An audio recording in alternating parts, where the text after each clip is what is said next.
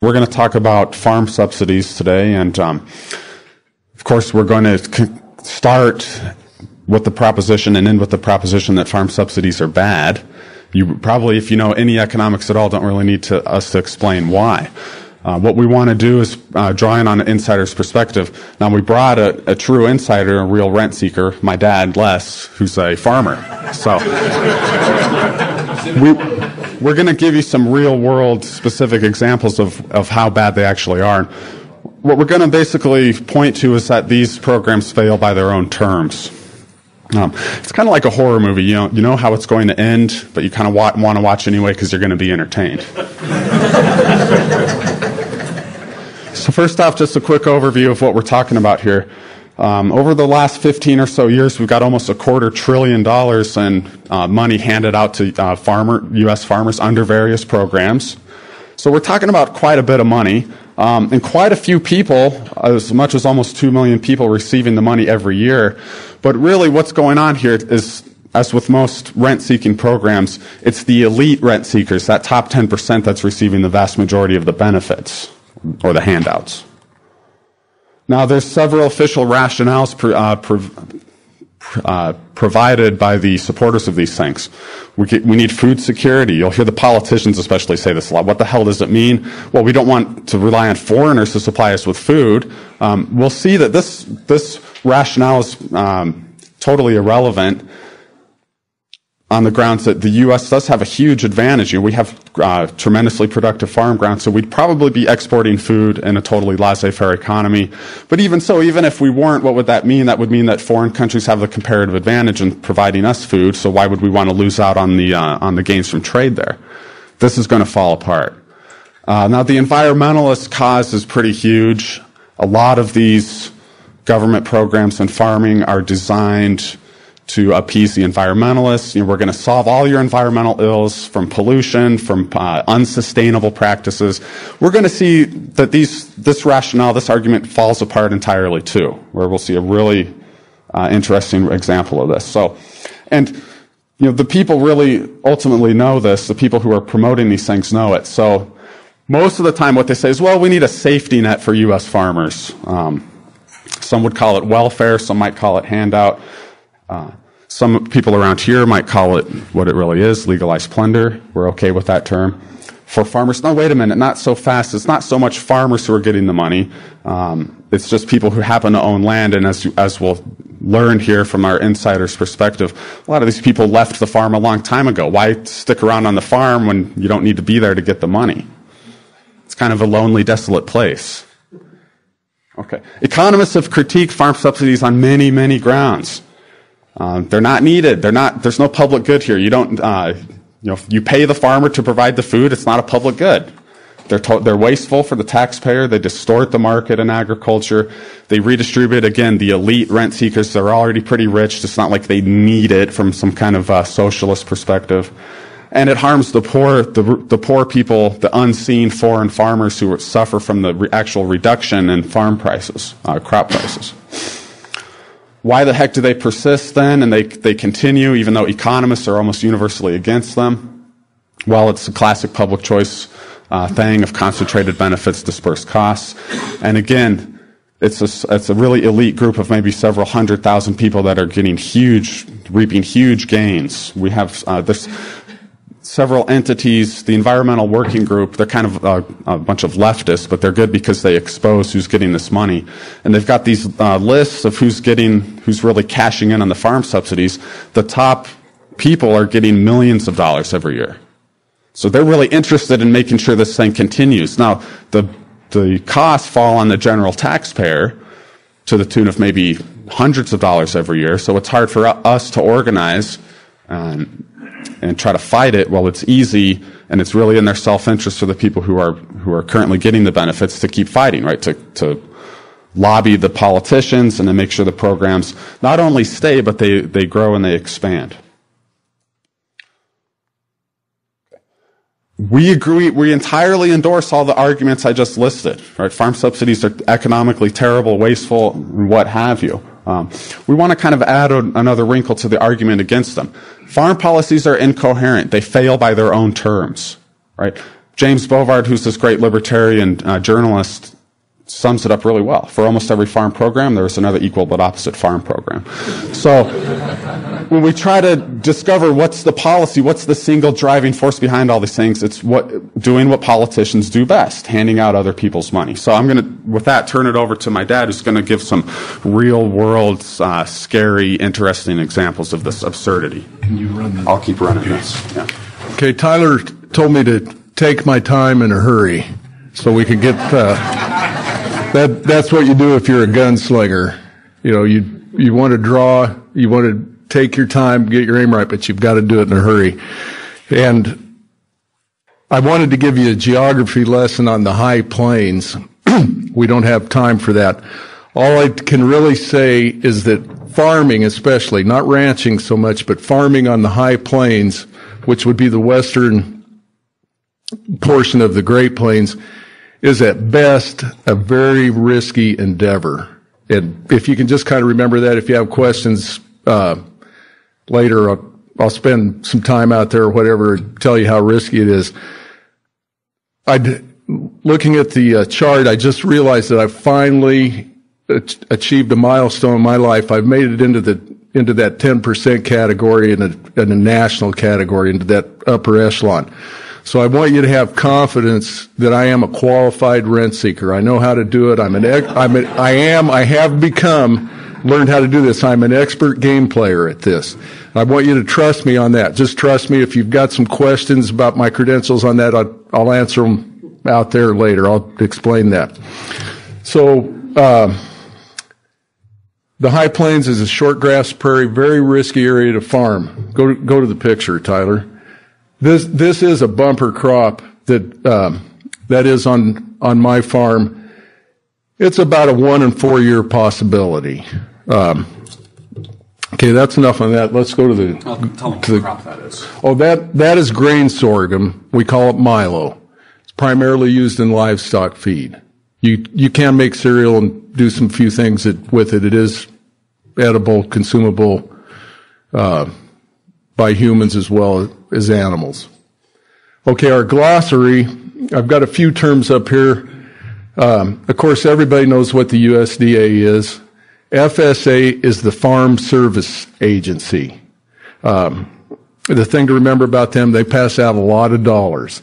NRCS, Natural Resources Conservation Service, as their name implies, they're the ones that are the true believers. They want to take care of the land. And generally in your rural office, the FSA is on one side of the office building. Across the hall is the NRCS. RMA is the Risk Management Agency, subdivision of the USDA. Also could be termed Federal Crop Insurance Corporation. DCP is the Direct and Counter-Cyclical Program. This is the one I call payment for being a farmer. That's all you need to know. The DCP pays you for being a farmer. You don't have to do anything. Grow, not grow. They just pay you that money directly. EQIP, Environmental Quality Incentives Program. It's the one I call payment for being a rancher. CSP, Conservation Stewardship Program, payment for playing along with the USDA. I wanted to call it, you've been a good boy in the past, here's some money. If you keep being a good boy in the future, we'll give you more money. CRP, Conservation Reserve Program, that's payment for not farming. Other programs, if we have some time, we'll talk about those. This is just a few of the programs and endeavors that the Department of Agriculture has. Okay, what we want to do next is get into a few specific examples. I truly could go on for hours and tell you about direct conflicts within programs that the USDA has. One program will head you this direction, the other program will head you that direction. Payment for both. So the first one we have, and this is a simple little one, maybe it'll make you chuckle a little bit.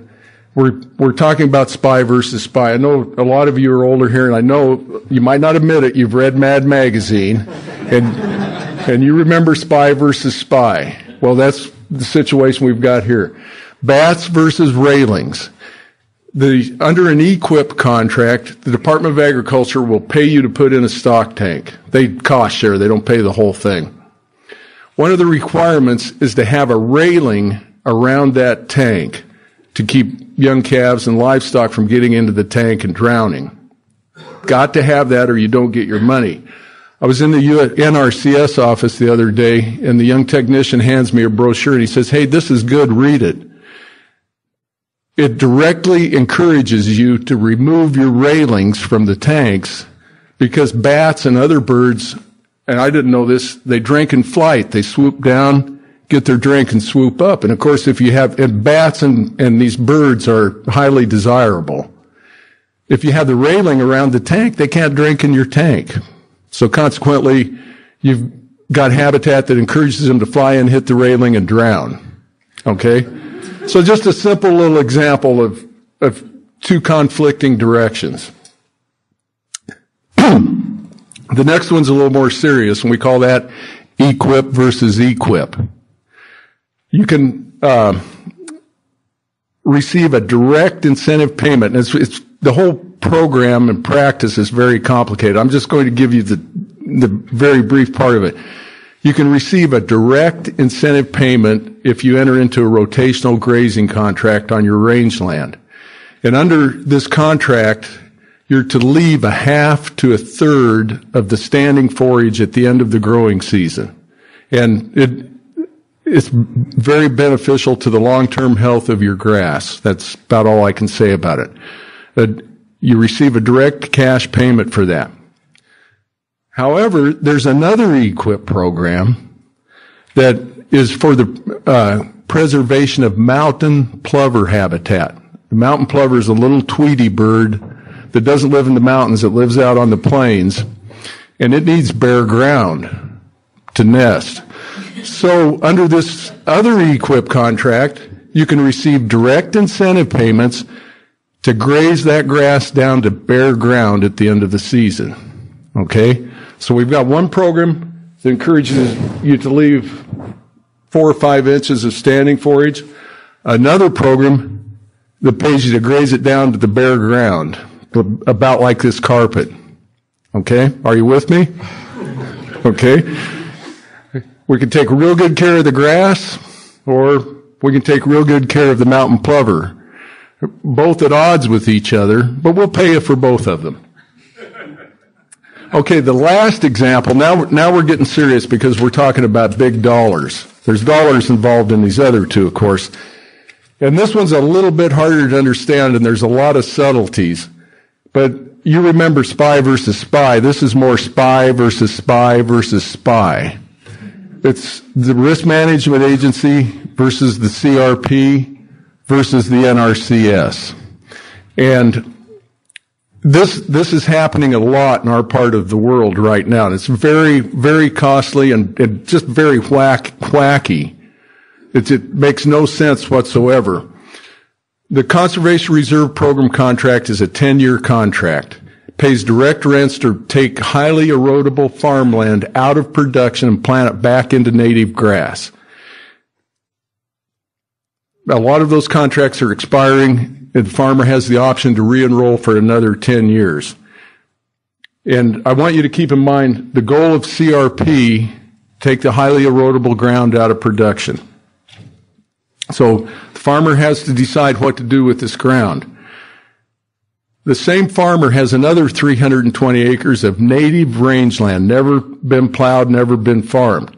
The NRCS has a goal to get the rancher to leave that ground in grassland, not touch it, keep running cattle on it. So we've got the goals of the CRP and the NRCS in mind. Risk Management Agency is their purpose, that's the federally subsidized crop insurance. Their purpose is to help the economy of the farmer, not your economy, but the economy of the farmer. They're to take his risks out of the situation. And I want you to remember that with federally subsidized crop insurance, you can insure yourself a profit. Now, if you can tell me of another business that can ensure profit, I want you to talk to me afterwards. I want to look at the returns on it and the margins, and I may sell my place and go into that business. Okay? You can ensure a profit. That's an honest truth. And I can give you numbers. I could talk for hours about that and show you how it really works. So what does this farmer rancher do? Does he go into CRP? Leave the grassland in production? Here's what he does. He re-enrolls the ground in CRP. He's going to get, in our area, over 10 years, $128,000 to leave that ground out of production for 10 years. Then he goes to his 320 acres of native rangeland that the NRCS would like him to leave that way. And guess what? He turns that into farm ground. Okay? Then he goes to his private insurance company and purchases RMA subsidized insurance and guarantees himself a profit. So the results are that there's no net decrease in plowed land. So the CRP goals are negated. In fact, more highly erodible ground, poor farm ground than the CRP ground goes into farm production. Okay? There's no net decrease in wildlife habitat, and that has become one of the big goals of CRP. It's evolved from taking highly erodible ground out of production and putting even more productive ground, taking it out of production to create wildlife habitat. And that's a whole other area. It's just whacked out. The ground with lower productivity is farmed, and the best case scenario for that poorer ground to the farmer would be a crop failure, because then you just go collect your insurance payment. You don't have to pay the cost of harvest, which lowers your margin. You're still going to make a profit, but it lowers the margin. So the best case is 100% crop failure. Collect your insurance check. Okay? Well, 1 minute. Okay, perfect. Questions? No, let's go to the conclusion. I'm sorry, Tyler. Go ahead. Save the questions for last. So, yeah, just a small sampling of the incoherence here, and as you could see, he could go on and on and on. So what conclusion do we draw from our economic analysis of this? The only policy is rent seeking, right? Because all these stated policies, whether it's the policy goal of the environmentalists or the policy goal of food security, all these other things, and we only listed a few of the pertinent ones, they're all negated by another government program that's working in an opposite direction. So this is just strictly about the money. It's all about the money, right? As one of my good friends in college said, politics is the world's second oldest profession, right? This is politics at its finest, right? Doing what they do best. And of course, closely related to the world's oldest profession. So this is what it is. Push your button for your government handout. And that's all we have. So hopefully we'll have some questions at the end. Thank you very much.